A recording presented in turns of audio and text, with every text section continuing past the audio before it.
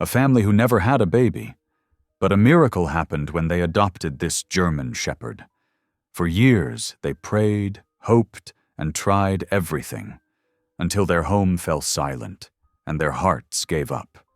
Then came the dog no one wanted, scarred, restless, and watching everything like he knew something they didn't. The first night he arrived, he wouldn't stop barking. At first, they thought he was broken, until they realized he was the only reason they were still alive. But what started as a rescue turned into something much bigger. Strange things began to happen. Flickering lights, strange smells, secrets their landlord didn't want them to uncover. And behind it all, this dog seemed to know too much. What did this German shepherd really save them from? And how could a single act of compassion lead to a miracle no one could explain? I'd love to know. Where are you watching from? Type it down below. And while you're here, subscribe so you'll always catch the next story. The Hart House was quiet. Too quiet. Not the peaceful kind of quiet that comes after laughter or prayer, but the hollow, breathless kind that follows years of disappointment. Linnea Hart stood at the sink, her hands submerged in lukewarm water that had long gone cold. The faucet dripped, slow and rhythmic, like a clock marking time she could never reclaim. Across the kitchen, an empty high chair sat against the wall. They had bought it 4 years ago, when hope had still been bright and foolish. Reed had built it himself. He'd sanded the edges smooth, painted it white, and told her, "Someday soon, Linny, you'll see." But someday had never come.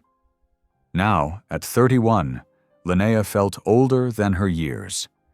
The fertility clinic had been their last chance, their miracle protocol, as the doctor called it.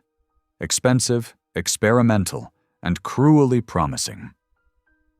When it failed, the silence between her and Reed grew wide and raw.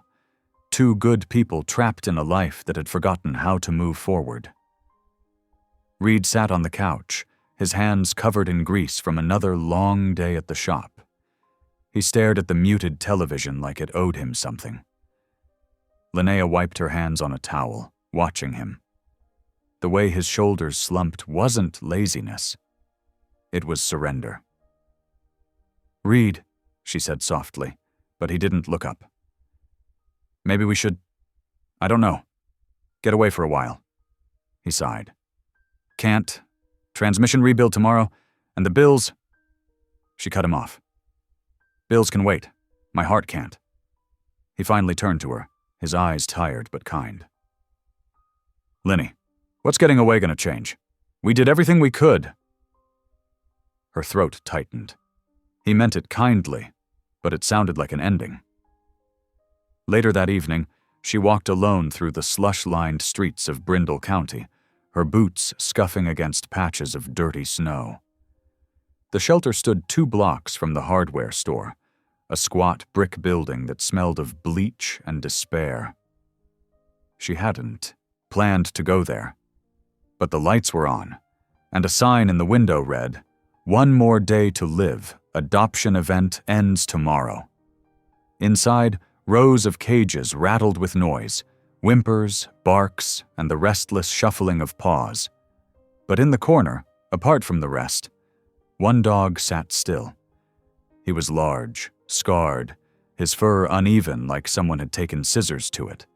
One ear stood straight while the other flopped halfway down. His amber eyes met hers without flinching.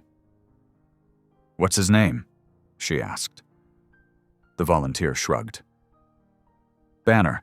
Came in last week. No one wants him.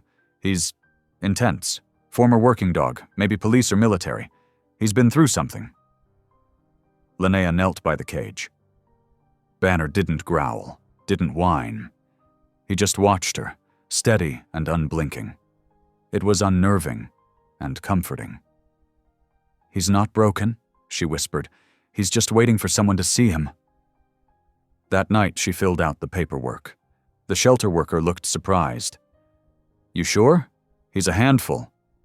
"I'm sure," she said. When she brought him home the next morning, Reed was stunned. A dog, Linny? Now? He needed a home, she said simply. Reed rubbed his temples. We can barely take care of ourselves. But when Banner walked in, nose twitching, tail low but not afraid, something in the air shifted. The silence that had ruled their house for years seemed to step aside to make room for him. That night, snow whispered against the windows. Linnea and Reed lay in bed, Banner curled at the foot. His breathing was slow, deep, the sound of trust being rebuilt from the ruins of fear. But around 2 a.m, a sound shattered the stillness. Banner growled, low and sharp. Then he barked, once, twice, pacing the room like a sentry. "Reed," Linnea whispered, "something's wrong." Reed groaned, half asleep. "He's just adjusting." But Banner didn't stop. His bark turned frantic, guttural. Then he lunged at the dresser, knocking something behind it. Linnea gasped. A small device tumbled to the floor, their carbon monoxide detector. Its battery light was dead. Reed froze. Then, instinct taking over, he threw open the window. A rush of cold air hit them, and Linnea's head cleared in seconds. The dizziness she'd blamed on exhaustion suddenly made sense. Minutes later, the fire department arrived. The technician's voice was grave. "You two are lucky. CO levels in here could have killed you by morning." Linnea looked at Banner. The dog sat beside her, calm now, as if his job were done. Reed exhaled, shaky. "He saved us." For the first time in years, Linnea felt something break open inside her. Not fear, not grief, but gratitude so fierce it hurt. The next day, she called the shelter. "He's staying," she said. "Forever." Banner wagged his tail once, slow and solemn, like he understood. But deep inside, beneath the gratitude, a question stirred in Linnea's mind. Why had that detector been behind the dresser? And why, if it had been there all along, hadn't the landlord noticed? Outside, snow fell heavier. Inside, Banner's eyes followed every sound, listening, guarding, waiting. Whatever had brought him into their lives, it wasn't over. They didn't sleep after the firefighters left. Cold air poured through the open windows, turning the bedroom into a box of winter breath. Reed wrapped a quilt around Linnea's shoulders, then around his own, and they sat on the edge of the bed with Banner between them like a living wall. The dog's ears stayed pricked, every muscle wired, as if the danger hadn't gone. Linnea kept staring at the carbon monoxide detector on the floor. The plastic shell was dinged, the battery indicator dark. She pictured it tucked neatly behind the dresser, hidden by human hands, not gravity. The thought made her chest ache. "Maybe it slipped," Reed said, as if reading her mind. "It didn't," she answered, too fast. "Something put it there." Reed didn't push back. Not yet. His face looked washed out in the streetlight. He ran a thumb along the edge of the detector like a man who fixed things for a living and didn't like problems he couldn't see. Banner's breathing stayed slow, deliberate. Every now and then, he rose and circled the room, nose low, as if he were checking lines only he could read. "We should go to the ER," Reed said finally. "They said we should get checked." Linnea nodded. The air, even cold and fresh, felt slippery in her lungs, like it wanted to escape. She slipped on boots and a thick coat. Banner stood and pressed his shoulder to her knee, quiet as a shadow. "You're not coming," Reed told him gently, pointing to the bed. "Stay." Banner looked at the bed, then at the door, then at Linnea. He lay down, but his eyes stayed open as they left. The emergency room at Brindle County Hospital smelled like antiseptic and coffee. A nurse clipped a pulse oximeter to Linnea's finger and asked questions in a clear, practical voice. Had she felt dizzy? Headaches? Nausea? Had she noticed red skin or confusion? Linnea realized she had answers for all of it. The headaches she'd blamed on crying. The slow fog that made numbers swim even when she balanced the shop books. The cold that felt heavy, not sharp. She had blamed it all on grief and the weight of normal life. A technician drew blood for a carboxyhemoglobin test. "We see this a lot in winter," he said, like he was talking about potholes. "Faulty furnace, blocked vent. Bad luck." Reed stood behind her chair, hands in his coat pockets. He kept glancing at the automatic doors, as if Banner might push them open and trot inside. A young doctor came in with the results and a careful smile. "You're okay," he said.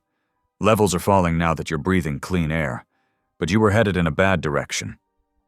He looked from Linnea to Reed. "Close call." "How close?" Reed asked. The doctor's voice stayed gentle. "An hour or two and we could be having a different conversation." Linnea swallowed. Her throat burned. "The detector. It was behind our dresser. Dead batteries." She watched his face, waiting for disbelief. Instead, the doctor only nodded. "Happens. People move furniture, forget.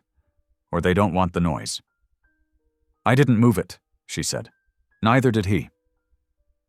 The doctor didn't argue. He simply handed them printouts. How to ventilate, what to check, which symptoms meant, "Come back now." He pointed to a paragraph about long-term effects, memory issues, trouble focusing, reproductive problems. Linnea traced the words with her finger. Reproductive problems. She felt her body flinch. For a flash, she saw the white room at the clinic, the nurse with the gentle eyes, the spiking cost. She saw the calendar she had kept for years, that slow march of counting and hoping and counting again. Could it affect that?" she asked, the question falling out before she could yank it back. "Prolonged exposure can interfere with oxygen transport," the doctor said carefully. "Bodies need oxygen to do everything they do well, including that. I can't say what it did or didn't do in your case, but it didn't help." Reed stepped closer, his jaw set. "We had no idea," he said. The words sounded both apology and promise. The doctor's eyes softened. "I'm glad you had that dog." They left with a paper bag of new batteries and a loaner CO monitor the hospital kept for emergencies. The cold hit their faces like truth. On the drive home, the heater hummed, and the wipers beat a slow rhythm. Linnea watched frost gather along the bottom edge of the windshield and thought about how many little things had to line up for a life to continue. A barking dog, a misplaced fear, one open window. Reed reached across the console and set his hand palm up on her knee. She gripped it. "Linny," he said softly. "He saved us." She nodded. "He did. And we're going to make sure nothing like this ever happens again." She wanted to believe him. She wanted to let that be the simple end of the story. But the detector on the floor had felt like a message. "You aren't supposed to hear me." "Promise me something," she said. "Anything." "Don't tell me it slipped. Not tonight." He breathed out a sound that was almost a laugh and almost a sigh. "Okay." Banner met them at the door with a low, relieved whine. He sniffed their coats and shoes, then trotted to the bedroom and stared pointedly at the open window. "Yeah, good boy," Reed muttered, dragging the dresser away from the wall and setting the detector in plain sight on the nightstand. He swapped the battery, tested it. The sharp chirp filled the room. Banner didn't even flinch. He only sat and watched. They brought the hospital's loaner monitor into the hall and set it under the vent. It read, "Clean." The apartment was cold, and the furnace had shut off. For the first time in years, it felt like their home had a throat and had stopped holding its breath. They tried to sleep, huddled under quilts. Every creak sounded like a warning.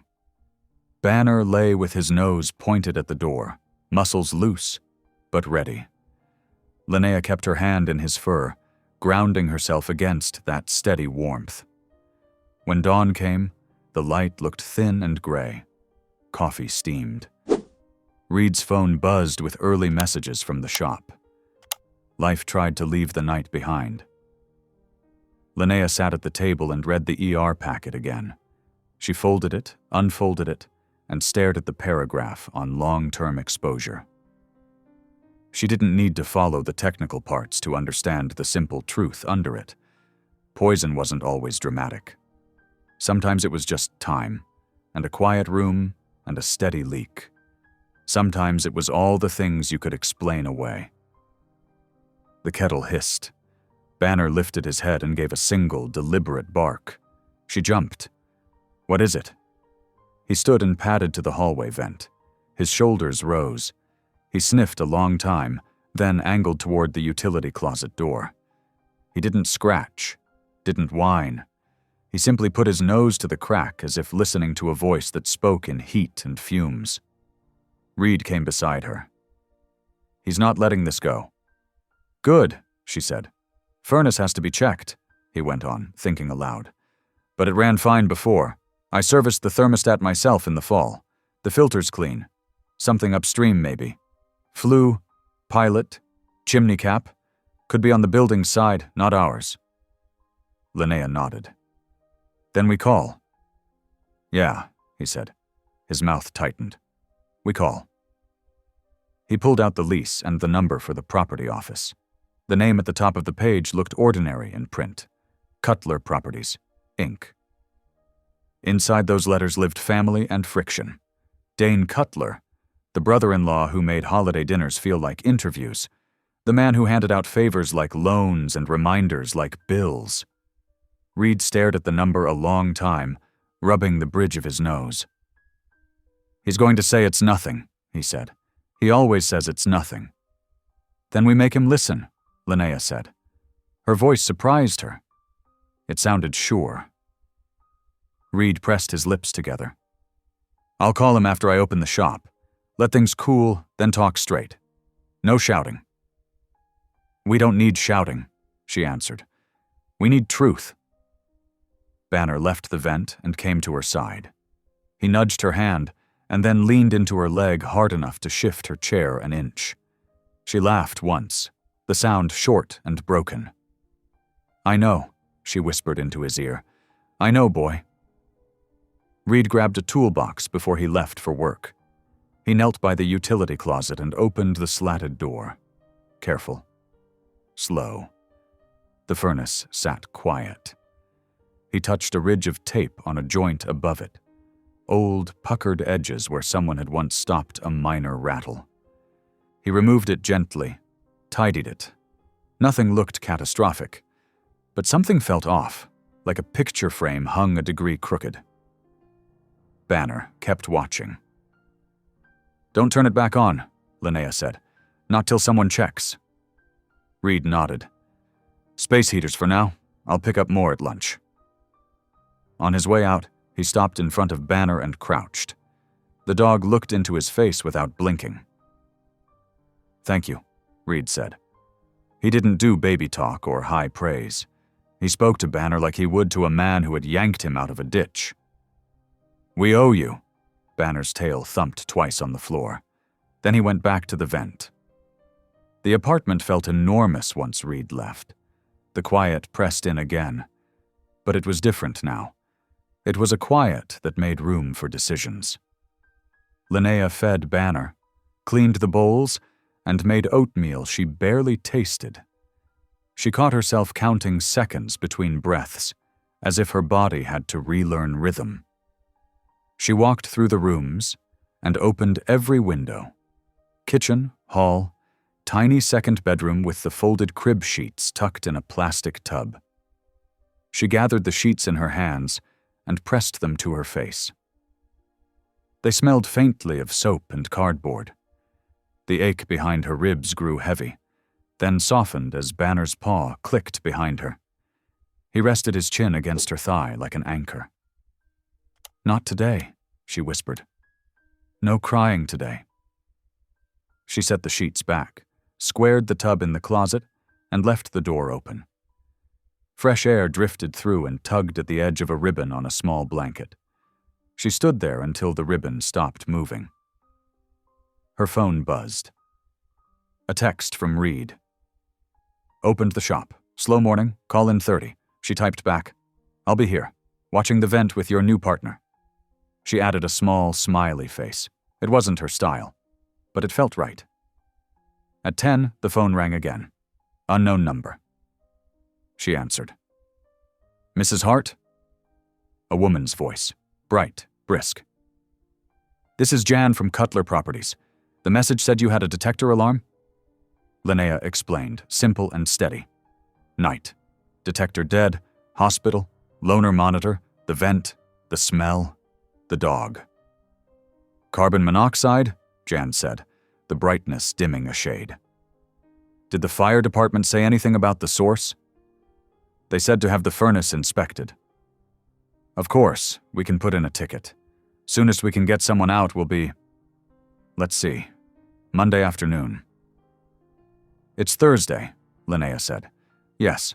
We're very backed up. A lot of calls when there's a cold snap. We're not turning the heat on." "Well, I certainly don't advise you do," Jan said, as if she were offering a recipe tip. "I'll mark this urgent. Someone will call before arrival." "Please mark the part about the detector behind the dresser," Linnea added. "That's not normal." There was a pause. Papers rustled. The voice returned with an even flatter tone. "I'm only authorized to note your concerns." "Ma'am!" Linnea felt heat stir in her cheeks. Ma'am was a polite word that could feel like a door closed in your face. "We'll be here," she said. "Waiting." She hung up and sat very still. Banner came to sit beside her chair. He stared at the front door as if willing it to open with the right person on the other side. "Monday," she said, deadpan. "Sure. We'll just not breathe till then." At 11, Reed called. She told him about the ticket and the timeline. He went quiet and then said, "I'll call Dane myself." "Don't shout," she reminded him, but a small, fierce part of her hoped he would, just a little. "I'll be clear," he said, "but I won't be soft." In the early afternoon, the sky blued. Sun sharpened on the snowbanks. Linnea bundled in 2 sweaters and paced the hallway with Banner. Every time they passed the utility door, he veered toward it, then returned to heel without being told. His discipline felt deliberate, trained, not just smart. She sat on the floor and studied him. The scar on his shoulder looked old, smooth under a thin patch of fur. When she touched it, he didn't flinch. He simply turned his head so his eye could meet hers, like he was checking her for harm at the same time. "Where did you learn to listen like this?" she asked. He didn't answer, of course, but somewhere in the shelter files, she knew there had to be a name. A history. The volunteer had said former working dog, maybe. That meant someone had shaped him, someone had trusted him once, someone had depended on him the way she did now. When the mailman came, Banner rose and stood between Linnea and the door. Not tense, just present. When the radiator clanked in the neighbor's unit, he looked up but did not react. When a faint whiff of something metallic brushed the air from the vent, his head turned like a compass needle. "Okay," she said, standing. "Message received." She got the stepladder and climbed carefully. Above the utility door, the wall met the ceiling at a seam with a hairline crack. She had seen it before and ignored it as normal settling. Now it looked like a mouth pressed tight. She ran her finger along it. Cold air seeped through, a thread thin as wire. Banner whuffed once. Agreement. She spent the rest of the afternoon at the kitchen table, writing down what had happened, the time the dog barked, the detector's position, the reading on the loner monitor, what the doctor had said. She wrote for an hour, then rewrote. When she finished, she had 2 pages of facts written in her neat hand, and no adjectives at all.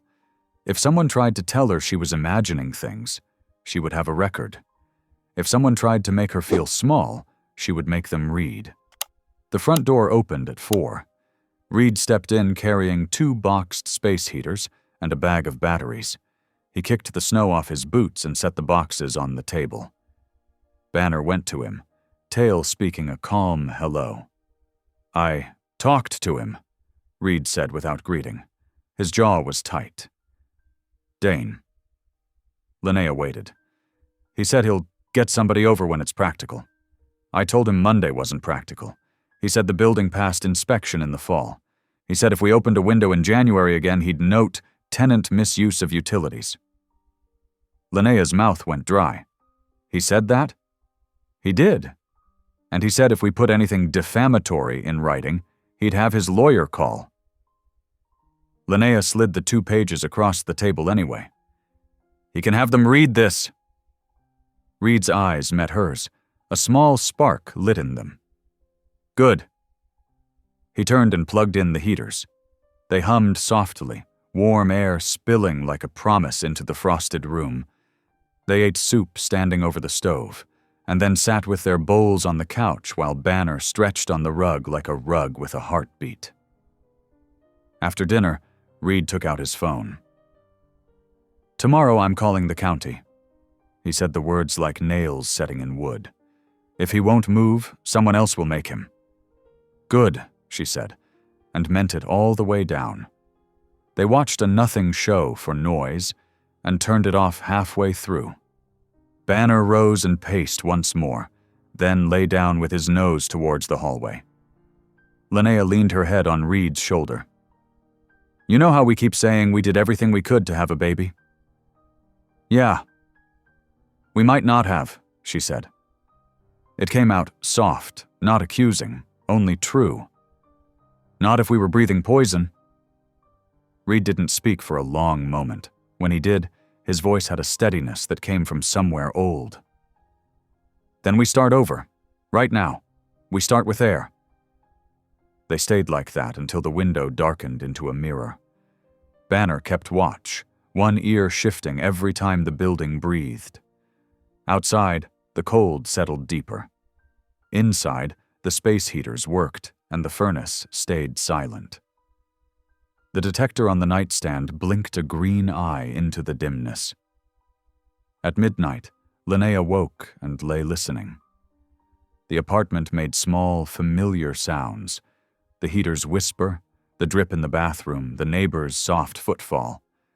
Then, another sound, so faint she thought she dreamed it, a hiss, long and thin, like someone letting air out of a tire.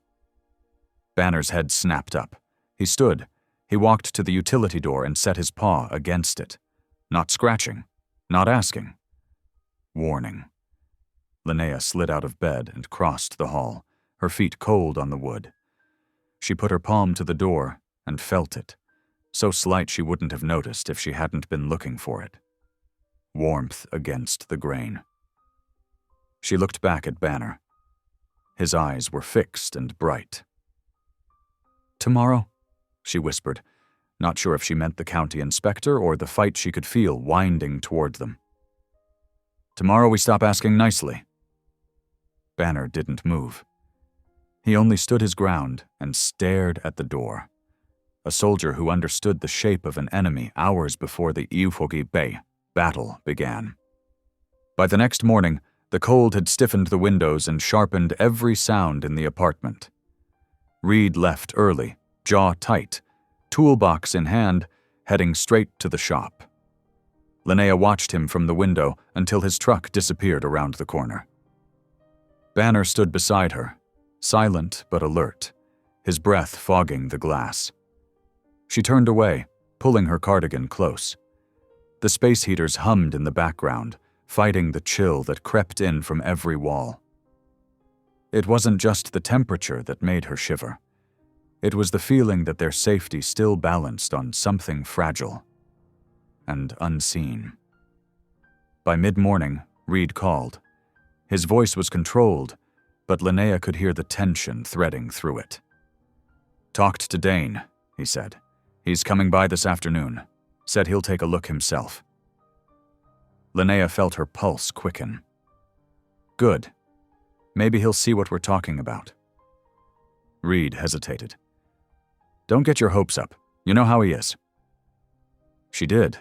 Dane Cutler was the kind of man who smiled with his teeth, but never his eyes. At 2 o'clock, Linnea heard boots on the stairs and Banner's low, rumbling growl. She opened the door before the knock came. "Afternoon," Dane said, his breath puffing in the cold. He wore a dark wool coat and a smile that didn't belong to family, but to a man inspecting a purchase. "Heard you've been having some issues." "Carbon monoxide," Linnea said evenly. "The detector was hidden behind the dresser. We went to the ER." Dane raised an eyebrow, stepping past her into the apartment without being invited. "Behind the dresser, huh? Must have fallen. Happens." Banner rose, muscles taut, standing between them. His amber eyes locked on Dane, unblinking. Dane frowned. "You sure he's safe?" "He saved our lives," Linnea said. "Yeah? Maybe you're being a little dramatic," he said with a small laugh. "Let's see this deadly furnace of yours." He opened the utility closet and crouched beside the unit, whistling low. "Looks fine to me. Probably just condensation on the joint. Nothing worth panicking over." "Then why did the detector go off?" Linnea asked. Dane didn't look up. "You're reading too much into it. Happens all the time. You two keep windows shut. You build up fumes from cooking, paint, any number of things." "It wasn't paint," Linnea said sharply. Finally, he turned to face her. "Look, Linny." "Don't call me that," she interrupted. His smile slipped. "You know, your husband's lucky to have a place this cheap. Most people would appreciate it." The insult landed with the precision of a knife. Banner gave a short, harsh bark, stepping forward until his chest brushed Dane's knee. Dane flinched, hand twitching toward his coat pocket. "You'd better keep that animal under control." "He's under control," Linnea said, voice low. "You're the one who isn't listening." He straightened, brushing imaginary dust from his sleeves. "I'll schedule a proper inspection when I can, but you two need to relax. If you're really that nervous, maybe this building isn't the right fit." "That's your solution?" she said. "You almost killed us, and your fix is to move us out?" "Watch it." The softness dropped from his tone, revealing something harder beneath. "Accidents happen, Linnea. Be careful throwing words like that around." She met his stare, refusing to blink. "So should you." For a long moment, neither spoke. Only the hum of the heater filled the air. Then Dane turned, stepping into the hall. "Tell Reed I'll be in touch. And if that dog bites anyone, the county'll have him put down before you can say sorry." When the door shut, the silence that followed was sharp as broken glass. Banner's fur bristled along his back. Linnea knelt and pressed her forehead to his. "You were right," she whispered. "He's hiding something." Reed came home that evening, his hands raw from work and cold air. Linnea told him everything, every word, every smirk. He listened, jaw tightening with each sentence. "I knew he'd do this," Reed muttered. "He's been cutting corners for years." She nodded. "It's not just this building. Banner found something else earlier. He keeps going back to the vents, sniffing at them like he knows more is wrong." Reed looked up sharply. Maybe he does. That night, he went down to the basement where the building's main furnace sat behind a locked door. The hallway smelled faintly of oil and old dust. The lock was cheap, and Reed had the hands of a man who understood metal. He slipped it open and pushed the door wide. The air inside was warm and wrong. A faint hiss came from one of the pipes leading up the wall. A strip of duct tape fluttered with each breath of escaping gas. "Dane," he whispered, realizing, "You lying snake." When he came back upstairs, soot streaked his arms and face. Linnea was waiting by the window with Banner. "What did you find?"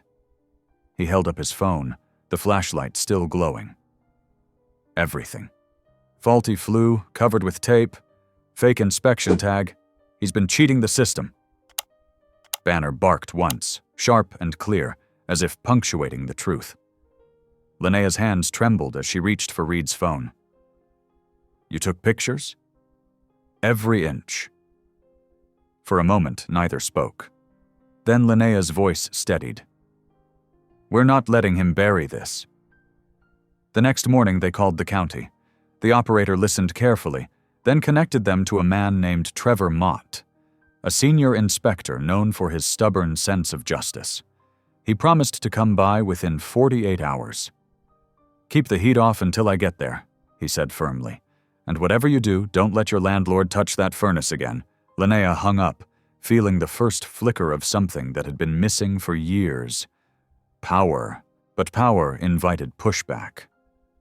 That afternoon, an envelope slid under their door. Inside was a notice. Termination of lease. 30 days. Linnea stared at it, her hands trembling. Banner growled, a deep, steady sound that filled the room like a warning bell. When Reed saw the paper, his jaw locked. "He's trying to scare us." Linnea tore the letter in half. "Then he doesn't know me at all." Outside, wind howled down the street. Inside, the furnace stayed cold, but the fire between them finally burned bright. They were done surviving quietly. Now, they would fight. The next 48 hours felt longer than the last 4 years of waiting for good news. Linnea barely slept. Every time the wind howled through the drafty vents, she jolted awake, half expecting to smell fumes again. Reed worked at the shop by day, but each night he came home more determined, calling officials, printing photos, and triple-checking the furnace area Banner had warned them about. Banner himself stayed restless. He moved through the apartment like a soldier on patrol. Silent, steady, never far from Linnea's side. He would lie near the door for an hour, ears twitching to every creak, then rise without sound to inspect the vents again. Each time he returned, he gave her a look that said, "Not safe yet." By Friday morning, Linnea's stomach was tight with nerves. Trevor Mott, the county inspector, was due that afternoon. She'd spent the morning wiping the counters and checking that the paperwork, her notes, the hospital discharge summary, and Reed's photographs were stacked neatly on the table. At noon, Banner's low growl cut through the stillness. Linnea turned. A car door slammed outside. She glanced through the curtains, and her pulse jumped. Not Trevor. Dane Cutler climbed the front steps with a clipboard under his arm and a smug half-smile on his face. Linnea threw open the door before he could knock. "We told the county you shouldn't be here." He held up the clipboard. "Just came to speed things up. Make sure everyone's on the same page." Banner stepped forward, hackles rising. Dane glared at him. "You gonna keep that mutt off me, or do I have to call animal control?" "He's not a mutt," Linnea said, voice steady. "He's the only reason we're alive." Dane smirked. "Cute story. But if you're going around claiming my property almost killed you, we might have a problem." Banner growled again, low and steady. Dane flinched just slightly, and Linnea saw it. The fear he tried to hide behind his grin. "You'll talk to Trevor," she said. "Not to me. You're done touching anything here." Dane's eyes narrowed. "You're awfully confident for someone on a month's lease. You really think you can play Crusader and keep your little home?" Her temper snapped. "We're not the ones playing with people's lives." Before he could answer, a voice boomed from the stairwell. "Mr. Cutler." Trevor Mott appeared. Tall, lean, wearing a county-issued jacket with a patch on the sleeve. His calm, authoritative tone filled the hall like oxygen. "I'd prefer you didn't interfere with my inspection." Dane's face froze mid-smile. "Of course not. I was just—" Trevor cut him off. "You'll have your say after I've looked at everything." Linnea stepped back, letting Trevor and Banner move first. The inspector knelt by the furnace, flashlight steady, movements precise. Within seconds, he spotted the tape. His expression hardened. "This isn't an approved sealant," he said. "And this inspection tag, where'd it come from?" "Cutler Properties," Linnea said quietly. Trevor glanced at her, then at Dane, who suddenly found great interest in the floor. "Care to explain, Mr. Cutler?" Dane's voice came thin. "Must have been a mix-up. Contractors, sub-inspectors, it happens." "Not this kind," Trevor said. He peeled off the tag, revealing scorch marks beneath. "This was covered up, deliberately." Banner barked once, sharp, like punctuation. Linnea's throat tightened. "So it wasn't an accident?" Trevor shook his head slowly. "No, someone falsified this, and you were lucky your dog caught it." For the first time since she'd met him, Linnea saw Dane's face lose its color. Trevor stood, pulling out his phone. "I'll need to file this immediately. We'll be shutting down the line to prevent further exposure. And Mr. Cutler, you'll need to provide copies of all your building permits." Dane's composure cracked. "You have no right to—" "I do," Trevor interrupted. "And if I find any other falsified tags, you'll have more to worry about than fines." The silence that followed was heavy and satisfying. Dane muttered something under his breath and left, slamming the door behind him. Trevor finished the report an hour later. "You both did the right thing," he said. "I'll make sure this is followed through." Linnea's shoulders sagged, relief mixed with exhaustion. "What happens now?" "I'll recommend a full investigation. You might get pushback. Men like him don't go down easy. But he's rattled. That's a good start." Banner stood beside Trevor, watching him with those amber eyes that seemed to see everything. "You know," Trevor said, giving the dog a small nod. "He's trained. My brother worked with dogs like him, gas detection units. This one's no coincidence." Linnea's heart skipped. "You mean he was trained for this?" Trevor smiled faintly. "Looks that way. Someone lost a good partner." When he left, the apartment felt lighter, as if the walls had taken their first clean breath in years. Reed came home early, grease-stained and tired but hopeful. Linnea told him everything. "We got him," she said. "Trevor saw the fake tags himself." Reed grinned for the first time in weeks. "Good. Let's make sure everyone else knows what Dane's been doing." That night they sat on the couch with Banner between them. The dog rested his head on Linnea's lap as the heater from the living room hummed softly. For the first time, Linnea allowed herself to believe they were safe. But outside, a car idled at the curb. Dane Cutler sat behind the wheel, cigarette glowing red in the dark. His jaw clenched as he watched the light through their window.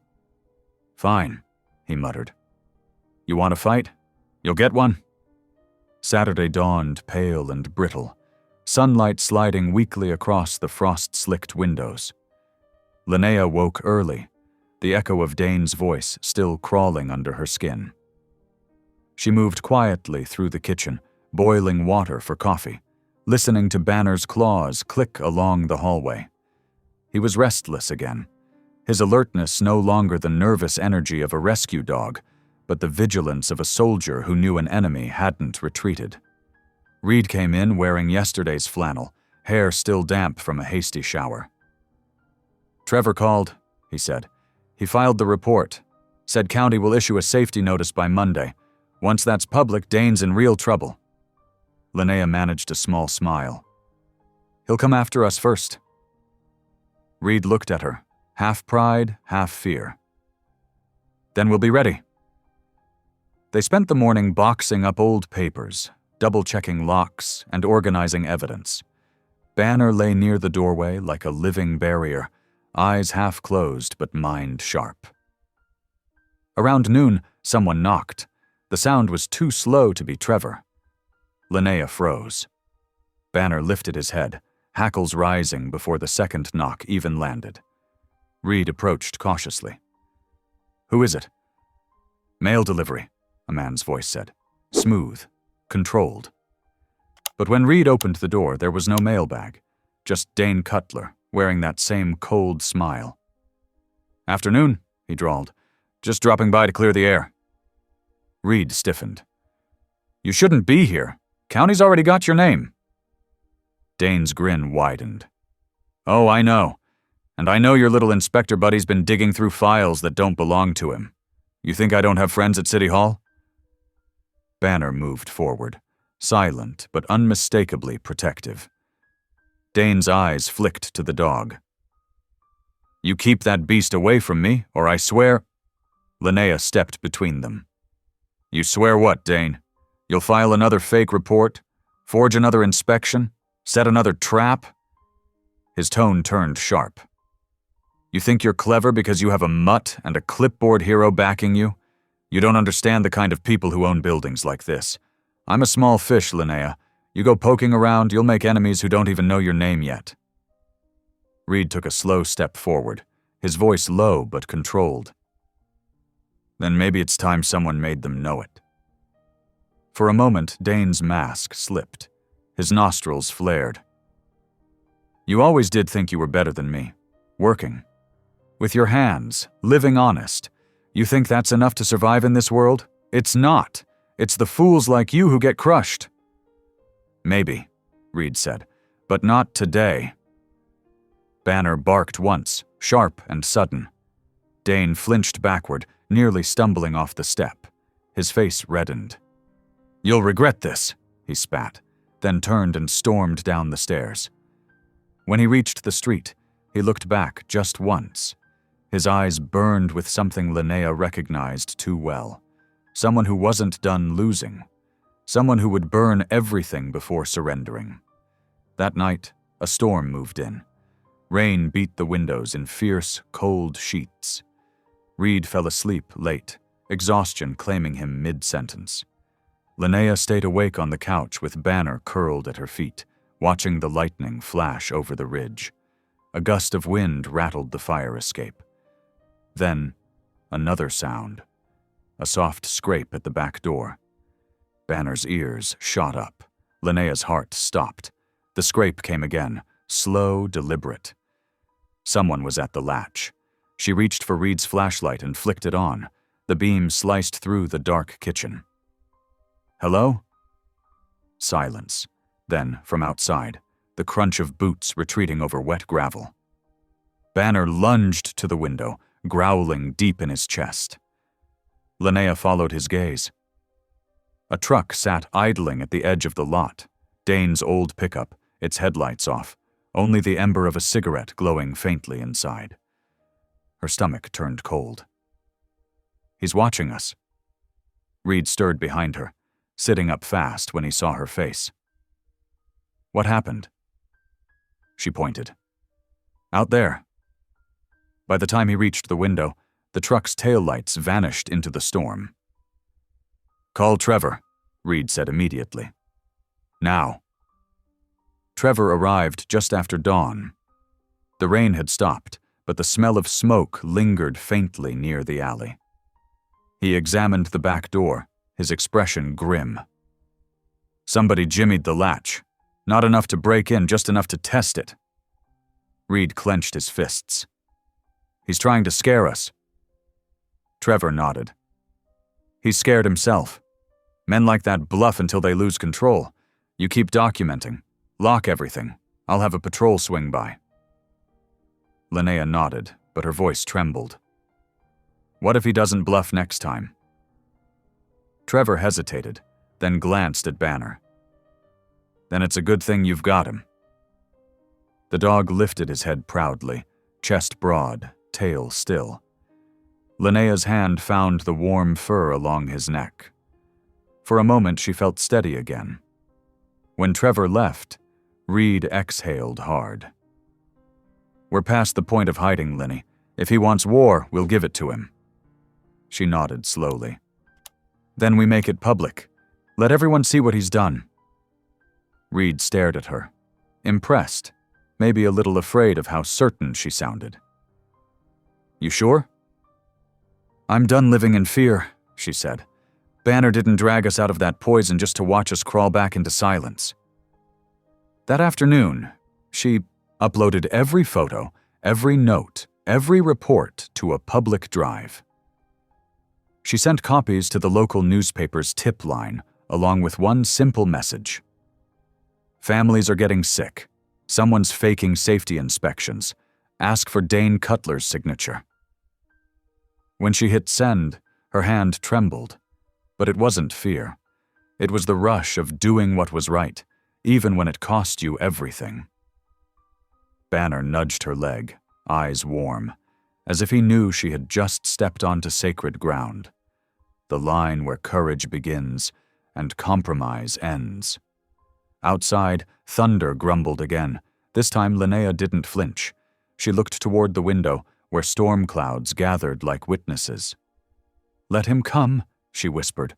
"We're ready now." Banner's low, answering growl was almost a vow. The email Linnea sent spread faster than she expected. By Monday morning, it had become the quiet hum of town gossip. The Brindle County Gazette called to confirm the story before noon, and by the evening edition, a bold headline ran above the fold. "Local landlord under investigation for falsified safety records." Linnea and Reed read the paper in silence at their kitchen table. The space heaters buzzed softly beside them, and Banner lay at their feet, tail thumping once, slow and satisfied. Reed broke the silence first. "It's out there now. No taking it back." Linnea folded the paper carefully. "Good. Maybe it'll keep him from hurting someone else." "Or make him desperate," Reed said. His tone wasn't fearful, just realistic. He'd grown up fixing machines that failed because people ignored warning signs. Dane was one of those warning signs that refused to stay quiet. Banner lifted his head suddenly and barked towards the door, just once, deep and sure. Linnea frowned, moving to the peephole. A white envelope sat on the floor. No knock, no footsteps. She picked it up slowly. Inside was a single sheet of paper. "Cease and desist. You are hereby notified that any further defamation of Mr. Dane Cutler or Cutler Properties will result in immediate legal action." No signature, just a stamped law office name and a faint smell of cigarette smoke. Reed leaned over her shoulder, reading it twice. "Coward," he muttered. "Didn't even sign it." Linnea handed the page to Banner. "You want to eat this one?" Banner sniffed it, huffed, and turned away. They laughed, but it wasn't joy. It was defiance. That afternoon, Trevor Mott returned, clipboard in hand and an expression that mixed satisfaction and weariness. "You two made my job easier," he said. "Your evidence plus the article stirred things up fast. The county suspended Dane's inspection privileges pending review." Reed grinned. "He won't take that quietly." Trevor nodded. "No, he won't. But he's exposed now. Keep your heads down a few days. Don't engage if he shows up again. Let the law do its job." "Easier said than done," Linnea replied softly. Trevor studied her. "You've done enough for now. Let it breathe. The truth has a way of finding air." Banner wagged his tail once, as if agreeing. But truth didn't bring peace. It brought retaliation. 2 nights later, while Reed was closing the shop, Linnea heard a crash outside. She ran to the window. Someone had hurled a brick through the glass of the downstairs laundry room. It wasn't their apartment, but the message was clear. The brick had a note tied to it, wrapped in greasy twine. "Snitches get burned." Her stomach turned cold. She sank to her knees, the paper trembling in her hands. Banner growled low, pacing the window, hackles raised. She called Trevor immediately. He promised to send a patrol car, but warned, "If it's Cutler, he'll cover his tracks. Don't confront him." Reed came home an hour later, finding her sitting by the broken glass with Banner beside her. "Are you okay?" "I'm fine," she said automatically, but her hands were shaking. Reed crouched, taking them in his. "No, you're not, and that's okay." Her voice cracked. "He's not going to stop, Reed." Reed looked toward the vent, the place where this all began. "Then neither are we." The next morning, they discovered the downstairs tenants had moved out overnight. "Said they couldn't risk staying," one neighbor told Reed. "Something about bad air, bad man, and bad luck." The building felt emptier by the hour. Pipes groaned, stairs echoed. Banner's ears never stopped moving. Trevor called again that evening. "County board's pushing for a full criminal referral," he said, "but it could take weeks." "We don't have weeks," Linnea said. "I know," Trevor replied quietly. "Be careful. And Linnea, keep that dog close." She smiled faintly. "He doesn't give me a choice." That night, a heavy snow began to fall, softening the world into silence. Reed sat at the table, head bent over the bills. Linnea stood by the window, watching flakes drift through the streetlight. Banner suddenly lifted his head. A low rumble vibrated in his chest. "What is it?" she asked. He trotted to the door, nose twitching. Reed stood too. "Maybe someone's outside again." Banner barked sharply, once, twice, and lunged toward the back of the apartment. Reed followed, flashlight in hand. The air smelled faintly of smoke. "Not again," Linnea whispered. They rushed to the utility closet. Banner scratched at the door, barking furiously now. Reed threw it open and froze. The furnace's pilot light flickered wildly. A rag had been shoved inside the vent, smoldering. "Get out!" Reed shouted. He grabbed a wrench, yanking the gas line shut. Smoke filled the hall. Banner darted forward, teeth clamping around the burning rag, dragging it out and tossing it across the floor. Linnea stomped it out with her boot. The smell of charred cloth and metal filled the room. Reed coughed hard, eyes watering. "That wasn't an accident?" Linnea's face had gone pale. "He came back." Reed looked down at Banner, who was panting, his fur singed at the tips. He knelt beside the dog, voice trembling. "You saved us again, boy." Banner leaned into him, tail low but steady. By the time the fire department arrived, the worst was over. But the truth was undeniable. Someone had tried to start a fire. The fire captain gave a grim nod as he looked around. "Lucky that dog barked when he did. 5 more minutes and the whole wall would have gone up." Linnea met his eyes. "You're going to find out who did this, right?" "We'll do our best," he said. "But from the looks of it, whoever did this knew what they were doing."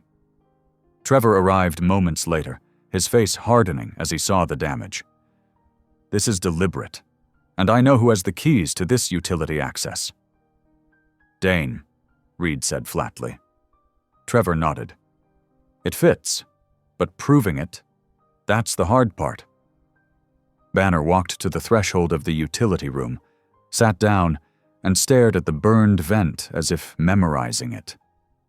Linnea knelt beside him, resting her hand on his head. "He's not just protecting us," she whispered. "He's trying to tell us something." Trevor nodded. "Then maybe we should start listening." That night, Linnea couldn't sleep. She lay awake beside Reed, staring at the ceiling, the faint sound of wind moving through the vents. She thought about Banner, the scar on his shoulder, the way he always seemed to know when danger was near. He wasn't just a dog, he was evidence, a survivor of something older, darker, and connected. And somewhere deep inside, Linnea knew this wasn't over. Not by a long shot. Snow fell in slow spirals through the morning haze, settling like ash on the cracked street outside. The world seemed quieter now. Too quiet. The kind of silence that came before something broke. Reed left early to help a friend tow a stranded car outside town. Linnea watched his truck disappear, the exhaust plume fading into white. Banner stood beside her, tail still, ears forward. He didn't trust the calm either. She walked to the kitchen and poured coffee, watching the steam drift like breath. Every sound in the apartment, dripping tap, humming heater, ticking clock, felt louder now that she was alone. But not for long. A sharp knock split the quiet. 3 slow raps. Banner growled deep, not the warning of curiosity, but the one that meant danger. Linnea's chest tightened. She glanced through the peephole. No one there, just the empty hallway. Another knock came from the back door. She turned slowly. Her breath clouded in front of her. Banner moved first, padding toward the noise. He stopped at the door, nose pressed to the crack. A faint, acrid smell seeped through. Smoke? No, something harsher. Gasoline. She didn't hesitate. Banner, come. They ran to the front just as the back latch clicked open. Linnea snatched her coat, shoved open the stairwell door, and bolted into the hallway. Banner stayed glued to her thigh, muscles coiled. Halfway down the stairs, a man's voice echoed from below. Mrs. Hart? It wasn't Dane. A stranger stepped into view, older, with a maintenance badge hanging from his jacket. Building inspection, sent by Mr. Cutler.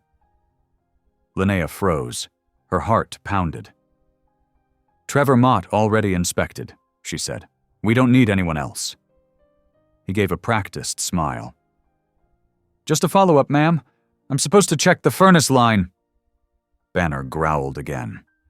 The man's eyes flicked toward the dog, and for a second, his fake smile cracked. You might want to tie him up before I go in there. Linnea's instinct screamed no. What's your name? She asked.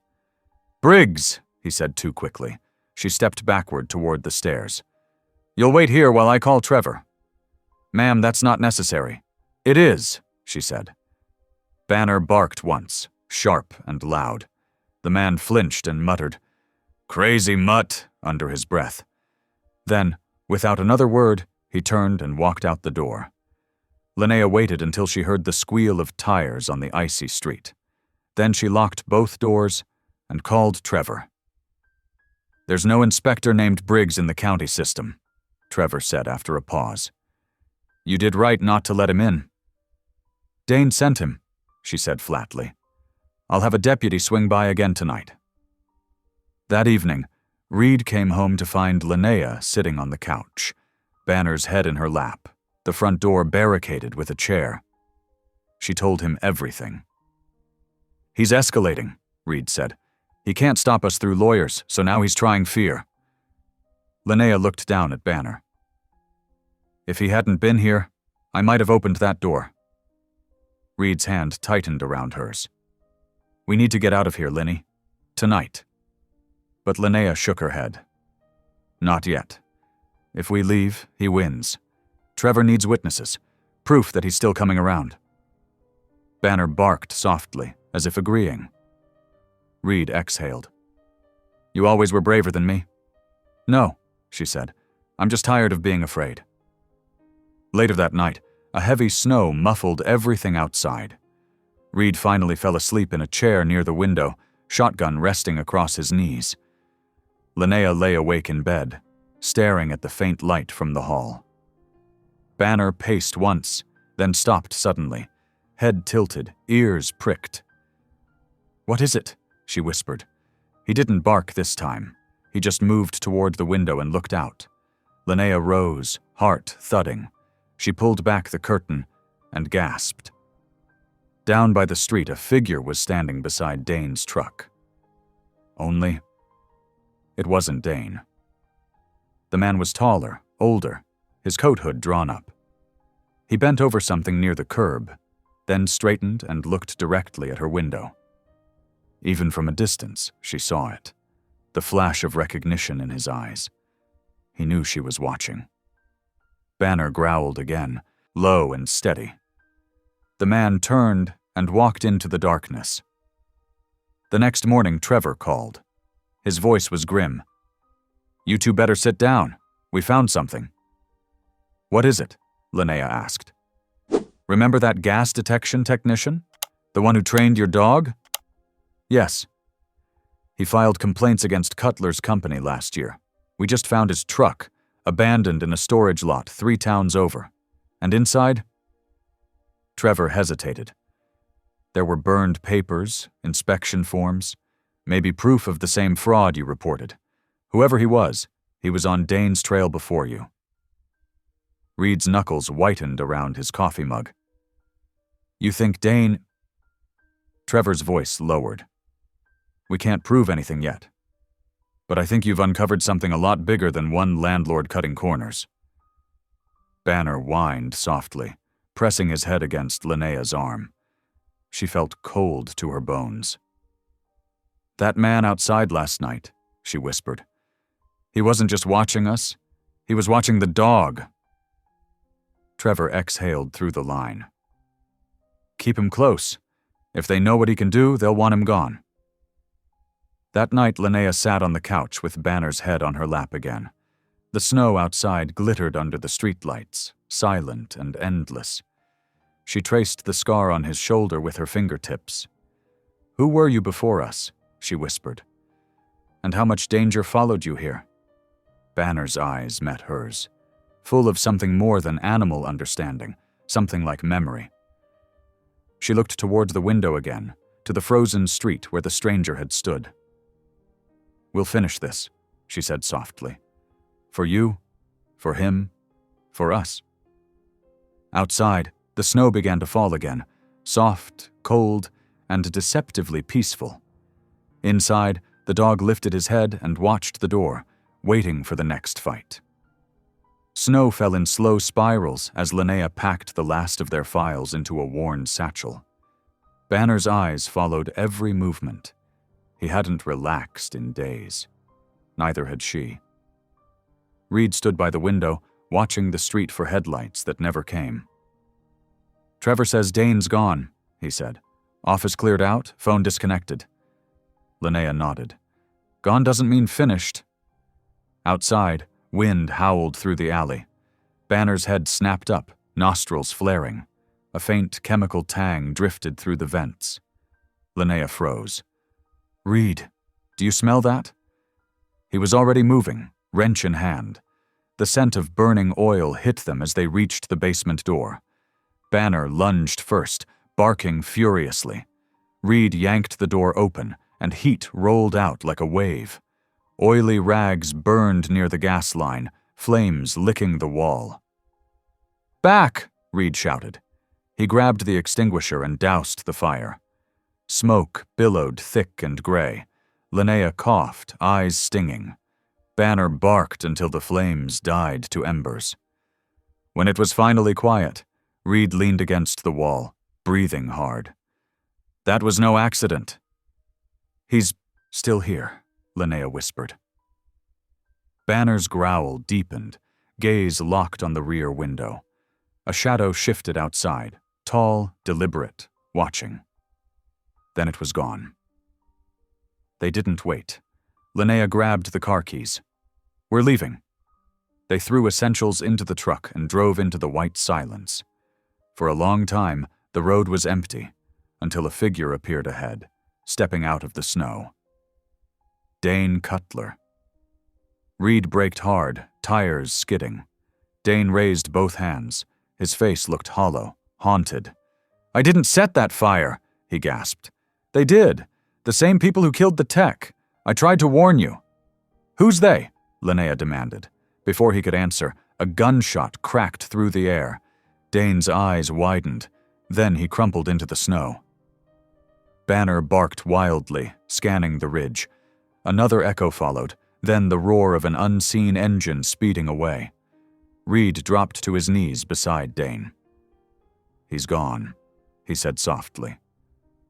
Linnea stared at the spreading red stain melting into white. They silenced him, just like the others. Banner pressed against her leg, trembling but unbroken. Reed stood slowly. "Then we make sure his death means something." They climbed back into the truck and drove towards the faint glow of town lights ahead. Behind them, the snow kept falling, erasing footprints, but not the truth. Dane Cutler's body lay still, blood melting into the white snow. The night air felt alive with silence. Linnea's pulse thundered as Banner growled at the dark ridge where the gunshot had come from. Reed knelt beside Dane, checking for a pulse he knew wasn't there. "He's gone," he said hoarsely. "Whoever killed him didn't want him talking." Linnea's trembling hands found the envelope in Dane's coat. Inspection reports and a note. Locker 17. Reed read it, eyes narrowing. He left proof. Headlights flashed behind them. A black SUV crept along the ridge, then vanished into the trees. "They're still watching," Linnea whispered. Reed started the truck. "Then we stop hiding." Banner barked once, a warning, a promise. Snow fell harder as they drove toward town, carrying the evidence that could end everything, or get them killed. The sun hadn't risen when Reed parked behind the repair shop. Frost glittered on the locks. Linnea held the blood-stained envelope tight as they found Locker 17. Inside were folders marked with forged inspection reports, payment ledgers, and a single flash drive. Reed plugged it into his laptop. Video files loaded, recordings of Dane and 2 officials approving fake tags. "Proof," Linnea whispered. "This is it." A shadow moved outside. Banner growled, low and certain. Headlights swept the windows. Reed slammed the laptop shut. "They found us." Snowlight glinted off the glass door. Then the handle turned. The door burst open before Reed could reach the light switch. 2 men in dark coats shoved inside, faces hidden. Banner launched forward, teeth bared, forcing one back against the wall. The laptop hit the floor, sliding under a bench. "Get the drive!" one shouted. Linnea grabbed it first, sprinting for the side exit. Banner followed, snarling, guarding her escape. Reed swung a wrench, catching the second man across the arm. They burst into the blinding snow, hearts hammering. Behind them, a gunshot shattered the silence. Reed pulled Linnea close. "We end this tonight," he said. Snow swallowed their footsteps as Linnea and Reed fled through the alley, the flash drive clutched tight in Linnea's hand. Banner ran beside them, breath puffing in quick bursts. Behind, shouts echoed, angry, desperate, fading as the storm thickened. They cut across the railroad tracks toward Trevor Mott's office. Linnea's lungs burned, but she didn't stop. "We just need to get this to him," she gasped. "Then it's over." Reed shook his head. "Not until we make sure they can't bury it again." Headlights flared behind them. A black SUV plowed through the snow, its tires spinning. The same one from the ridge. "Go," Reed shouted. He shoved Linnea toward the embankment. Banner lunged beside her, barking furiously as the SUV skidded closer. A door opened. One of the masked men stepped out, gun in hand. Before he could aim, Banner charged. His body hit the man square in the chest, sending him sprawling into the snow. The gun fired once, wild. Reed dove, tackling the second attacker and wrenching the weapon free. "Run, Linny!" he shouted, but she didn't. She turned back, gripping the flash drive like a weapon. "We end it here!" The remaining man scrambled to his feet, eyes wild with panic. "You don't understand!" he shouted. "This goes higher than Cutler. It's half the county." Linnea didn't flinch. "Then they can all fall." Reed fired into the air, the sound cracking across the valley. "That's enough!" The man froze. Banner stood over the other attacker, growling low and steady, his teeth gleaming in the dark. Police sirens wailed in the distance, Trevor's reinforcements. Linnea exhaled shakily, snow melting on her lashes. "We did it," she whispered. Trevor's truck came sliding into view. He jumped out, gun drawn, eyes scanning the scene. "Drop your weapons," he shouted. When he saw Linnea and Reed, his expression softened. "You're safe now." She held out the flash drive with trembling fingers. "This is everything. Proof of every fake inspection, every payoff. Dane tried to tell us before they silenced him." Trevor took it gently. "You've done more than enough. It ends tonight."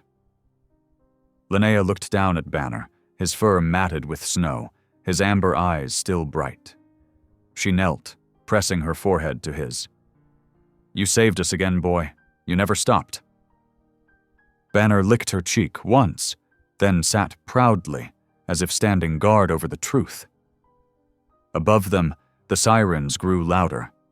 Justice, finally coming through the storm. The courthouse smelled faintly of paper and coffee, the kind of scent that clung to rooms where truth had to be wrestled into words. Outside, winter held on stubbornly, fat flakes tumbling through a white sky, settling on shoulders and hats, softening everything but the nerves in people's hands. Linnea Hart sat on a wooden bench beside Reed, palms pressed flat against her skirt. Banner lay at her feet, head on his paws, amber eyes moving to every sound in the corridor. A clerk walked by with a stack of files. The hinges of the courtroom door clicked open and shut, like the slow breathing of the building itself. Somewhere down the hall, a radiator clanked, then quieted. Trevor Mott appeared around the corner, his county jacket dusted with snow. He carried no stack of papers, no dramatic prop, just the steady look of a man who had put his name beneath a hard thing and was ready to stand there when it was read aloud. "It's done," he said, stopping in front of them. "The district attorney filed indictments this morning. Fraud, bribery, falsification of public records, conspiracy to endanger. 3 inspectors, 1 deputy fire marshal, and a contractor who ran the tag mill." He exhaled. "All on the recordings from Dane's Drive. They can argue context, but they can't erase their own voices." Reed's shoulders slipped down a fraction, like a load shifting off a beam. "And the man in the SUV?" Trevor shook his head. "Not yet, but we have enough to freeze accounts, seize files, and drag the rot into daylight. Once that happens, partners turn on each other. Names get named." Linnea glanced at Banner. He had not moved, but his ears were tipped toward Trevor, as if he understood the shape of justice when it approached. Trevor's gaze softened. "You did what most people wouldn't. You kept going after the first threat, after the brick, after the fire, after the gunshot." He dipped his chin toward Banner. "And he kept you moving." "Not kept," Linnea said quietly. "Carried." They rose when the bailiff called court to order. Inside, the room felt smaller than it looked, heavy with body heat and whispering coats. On the first row sat 3 men in suits with faces drawn thin by sleeplessness. Behind them, 2 women with legal pads. At the back, reporters, cameras tucked away but ready. No one had to be told to pay attention. The air itself demanded it. When the clerk read the names, Linnea watched the men stand one by one. She didn't see monsters. She saw ordinary faces, eyebrows knit in irritation, lips tightened in disbelief, hands tucked too carefully into pockets. It chilled her more than rage would have. Monsters had sharp teeth you could see. These had pens. The DA presented a summary. The video files pulled from Locker 17, the audio of late-night meetings where expediency and efficiency meant shortcut and lie. Cutler's voice on 2 recordings, boastful, then brittle. Then, on a third, a different voice she recognized like a doorway remembered in a dream. The gas technician. the man whose dog had become theirs. "Your tags are fake," the man said, weary and angry. "You want more work or not?" another voice answered. "Not like this. People get sick. People die." "People pay rent," the second voice snapped. "Stop playing hero." The audio clicked off. The room breathed. Trevor spoke briefly, factual, crisp. Then came a tenant from a different building, a woman whose father's cough had worsened every winter until he died. She had never thought to check a joint wrapped in tape or a tag hung by a liar. Her testimony was simple enough to cut. When called, Linnea stood. Her legs felt hollow, but her voice did not. She told the story like she had written it in her notes. Dates, times, symptoms, detached facts that pointed to living things, headaches and confusion, and a carbon monoxide detector hidden behind a dresser.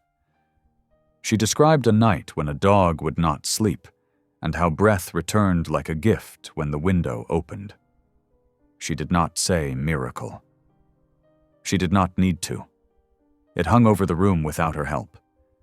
Reed spoke after her, shorter, flintier. He talked about tape that did not belong on a flue, a counterfeit inspection tag stuck over scorched paint, the feel of warm air leaking where no warmth should wander. He described a pair of hands that knew metal and knew when metal lied. Then Trevor played one more clip. The deputy fire marshal's recorded voice, relaxed and joking. "If it's under 5 parts per million, call it ambient. 9 out of 10 tenants won't know the difference. The 10th's a problem. We move them." A reporter hissed between her teeth. A juror's pen scratched harder. They broke for lunch without spectacle. Outside on the courthouse steps, the snow had turned to a sift of ice, tiny crystals that pricked cheeks. A knot of reporters waited as if tugged there by the knot in town's stomach. "Mrs. Hart," a woman called. "Is it true the dog alerted you before the detector?" Linnea glanced at Banner. He sat square in the slush like a portrait, scar on his shoulder, ears tipped forward, gaze steady. "Yes," she said. "He woke us when a machine didn't. He kept waking us until someone else did too." "Do you have anything to say to families living in buildings managed by the defendants?" another asked, breath steaming. "Are they safe?" "Safer today than yesterday," Linnea said, "and tomorrow hold them to their word." "Do you worry about retaliation?" a man shouted over the others. "You've already faced violence." Reed stepped forward then, voice low but carrying. "We worried," he said. "We kept going." They didn't linger. News ate what it could and moved on. They had no desire to be eaten completely. They drove home past the square, where the nativity from Christmas still leaned in a corner of the park's garage, dusted in frost like an old dream. Back at their apartment, the one the county had condemned and rebuilt clean, Linnea paused at the threshold. Fresh paint, new vents, a certified tag affixed with 4 bright screws. The first breath inside smelled like nothing, which was exactly what air should smell like when it meant no harm. Banner patted in and did a circuit. Kitchen, hall, utility closet. He sniffed the seams, listened to the hum, then returned and sat. Approval. Reed set a bag of groceries on the counter. "Feels wrong to relax," he admitted, cracking eggs into a pan like a man committing a small, brave crime against fear. "It'll feel right later," Linnea said. "Sometimes peace is clumsy at first." They ate simple food and washed the plates and sat quiet on the couch while the afternoon faded. Banner lay with his head in Linnea's lap. She stroked the place where the fur grew thin over his old scar and felt the shape of it under her fingers. The memory of pain turned into a marker of survival. Trevor called as the sun sank. "Arraignment's complete," he said. "Bail denied for 2, restricted for the others. They'll try to posture on the evening news, but the judge watched the videos twice. His jaw changed between the first time and the second." He paused. "One more thing. The DA is petitioning the court to recognize Banner as an instrumental agent in the case. It's symbolic, but I thought you should know." Linnea laughed, surprised by the warmth in it. "He'll want a plaque," she said. "Give him a steak," Trevor replied. Then, softer, "Get some sleep. You earned it." After the call, the quiet settled deeper. Linnea rose for a glass of water and stopped halfway to the kitchen. A wave of dizziness swelled, light and brief, then passed like a shadow when a branch moves in wind.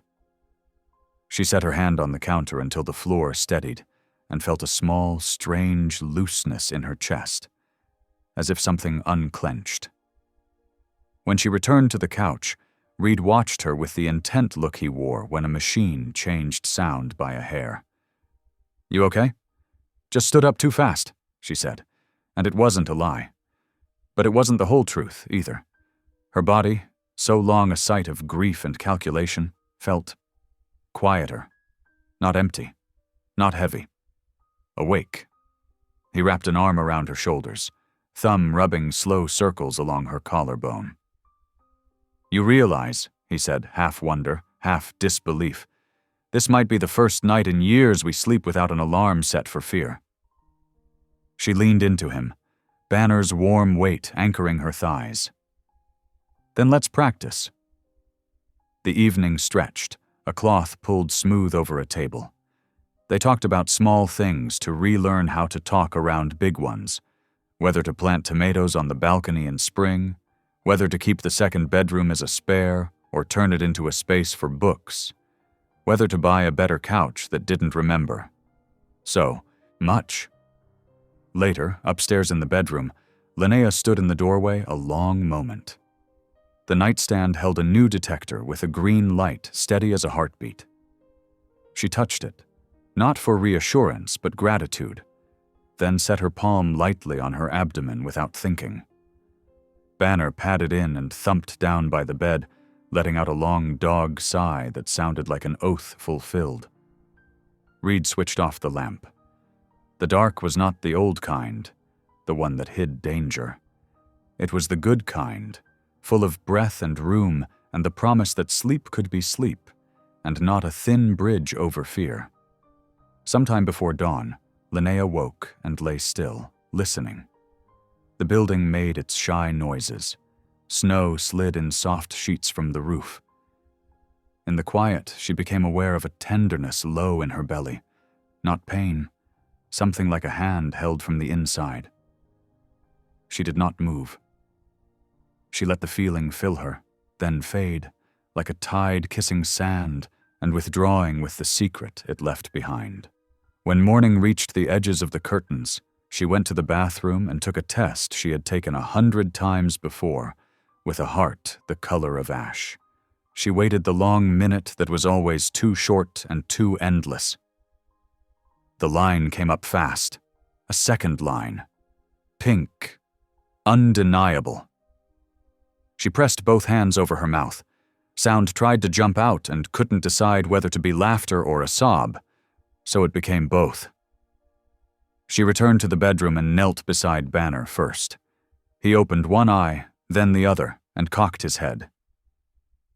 "We're having a baby," she whispered, as if telling a secret to the only witness who had earned it before anyone else. Banner's tail thumped once, solemn and pleased, and he scooted closer so his shoulder leaned against her knee. Reed stirred, hair wild, face creased by the night. "Everything okay?" She held up the test, hand shaking, smile breaking her face open. "Everything," she said. "Everything's finally okay." He stared, then sat up and pulled her to him, both of them laughing now, both of them crying, the sounds mixed like rain on a tin roof. Banner wormed his head between their chests and huffed, offended at being left out of the embrace. They made space and took him in. Outside, a fresh band of snow began, soft and forgiving. Inside, air moved through clean vents and a green light blinked its steady yes. Justice had been served in courtrooms and offices, in files and signatures and cuffs. But here, in a small room washed by winter light, a different kind of justice unfolded, one that did not punish so much as restore. They had been kept from life by lies and returned to it by truth, by courage, by a dog who would not let them sleep through danger. And now, life answered back. Spring came soft and green over the Colorado hills. The Harts' rebuilt home glowed in the morning light, every window open to clean air. Linnea sat in the rocking chair, their newborn daughter cradled against her heart. They named her Rosamond, a name meaning grace restored. Reed stood nearby, fixing the screen door that Banner loved to nudge open. The old shepherd lay in the sunlight, gray-muzzled but peaceful, one ear still twitching toward every sound. Linnea looked down at the baby's perfect face and whispered, "You were as promised to us." Reed smiled, voice thick. "He gave us our life back." Banner stirred, as if agreeing, tail thumping once before settling again. Outside, the wind moved through the pines. Inside, laughter filled the house that once knew only silence. The family who never had a baby finally did, and the dog who saved them slept, content. Thanks for watching. If any part of this story lingered with you, consider subscribing. I'll be here again tomorrow, sharing another tale that speaks to the soul.